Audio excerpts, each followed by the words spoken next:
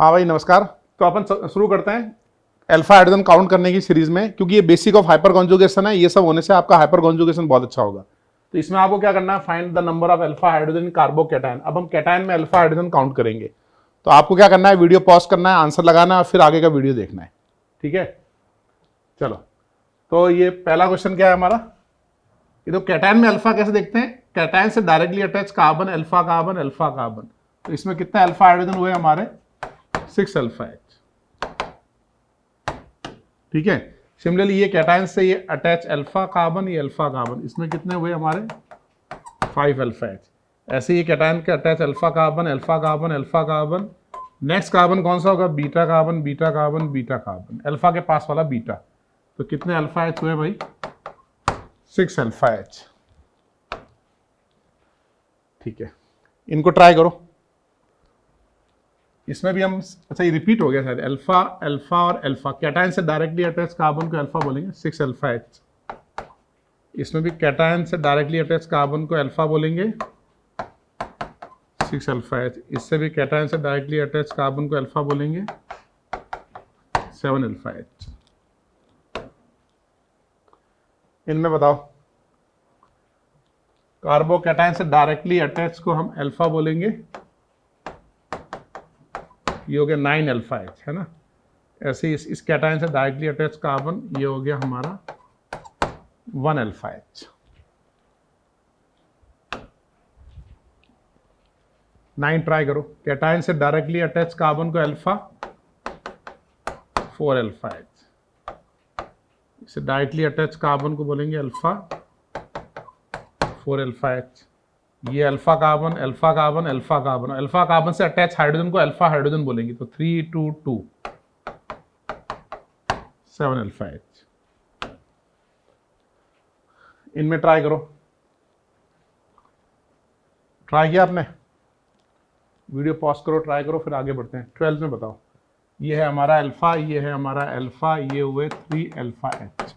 Similarly alpha alpha, ये हुए हमारे 4 alpha H, alpha alpha alpha, ये हुए हमारे 5 अल्फा एच।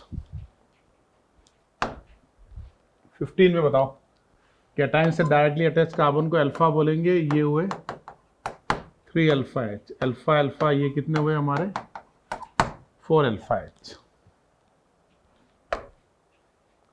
17 बताओ भाई, कार्बोकैटायन से डायरेक्टली अटैच कार्बन को अल्फा बोलेंगे ना, तो इसमें हो गया हमारे 6 अल्फा एच। इसमें भी ये अल्फा ये अल्फा, 2 अल्फा एच। 19 बताओ, इस कैटायन से डायरेक्टली अटैच कार्बन को अल्फा बोलेंगे, 3 अल्फा एच। ऐसे आपको अल्फा लिखने हैं और कैटायन से सीधा अटैच को अल्फा लिखना है ऐसे।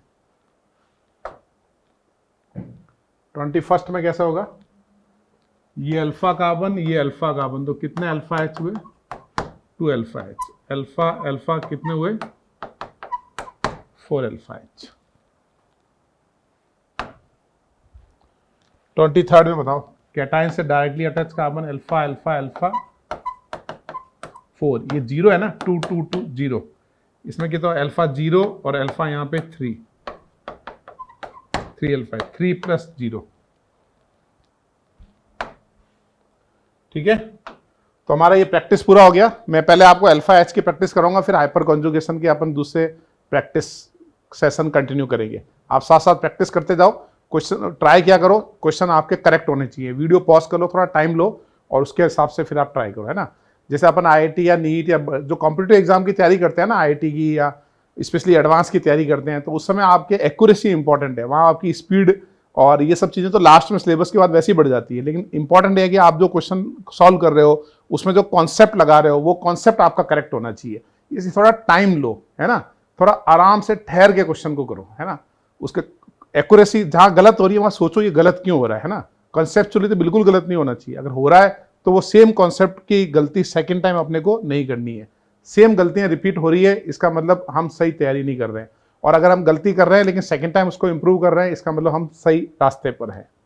और ये वीडियो आप शेयर जरूर करना, दोस्तों को जरूर बताना, और इसको क्विज करने के बाद डन जरूर लिखना है। थैंक यू, जय हिंद, जय भारत।